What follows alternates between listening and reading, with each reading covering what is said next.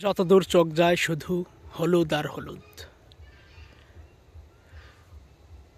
সরিষা ফুলের হলুদে ছেয়ে গেছে ফসলি জমি, ফসলের মাঠ। বাতাসে দোল খাচ্ছে সরিষার দানা, সরিষার ফুল।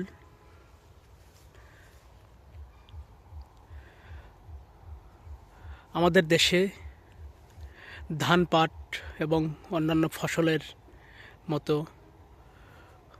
সরিষাও অধিক পরিমাণে চাষ হচ্ছে। বিশেষ করে চলনবিল অঞ্চলে অধিক পরিমাণে সরিষা উৎপাদন হয়ে থাকে। চলনবিলের সিরাজগঞ্জ জেলা সারা দেশের মধ্যে সরিষা চাষে অন্যতম। এই জেলায় প্রতি বছর কয়েক কোটি টাকার সরিষা উৎপাদন হয়ে থাকে। এখন সরিষা মৌসুম, ফসলের মাঠে শুধু সরিষার ফুলের হলুদ আর মৌমাছির গুঞ্জন শোনা যাচ্ছে। সরিষা ফুলের সৌন্দর্যে প্রকৃতিপ্রেমীরা বিমোহিত হচ্ছে। ঢাকাসহ বিভিন্ন স্থানের শহরকেন্দ্রিক মানুষ গ্রামে আসছে এই প্রকৃতি দেখার জন্য। আপনারা দেখছেন যতদূর চোখ যাচ্ছে শুধু হলুদ আর হলুদ। এই সরিষা মাঠগুলো থেকে সরিষার পাশাপাশি উৎপাদন হচ্ছে বিপুল সংখ্যক মধু, যা বাণিজ্যিকভাবে ব্যাপক বাংলাদেশের অর্থনীতিতে প্রভাব ফেলছে।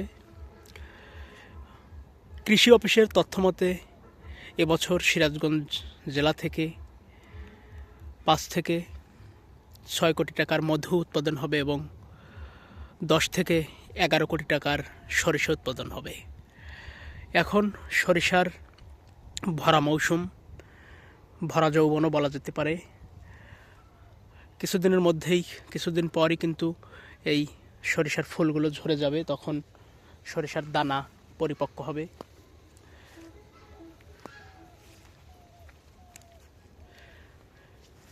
সিরাজগঞ্জের উৎপাদিত সরিষা সারা দেশে সরিষার তেল বিভিন্ন কোম্পানি এবং এমনকি বিদেশেও রপ্তানি হয়ে থাকে। এই সরিষা থেকে উৎপাদিত মধু সারা দেশে ব্যাপক সমাদৃত হয়েছে। সরিষা ফুলের মধু মানুষের জীবনে, মানুষের শরীরের বিশেষভাবে জড়িয়ে আছে। সরিষা মৌসুমে মানুষ স্বল্প টাকায় মধু কিনে খাচ্ছে।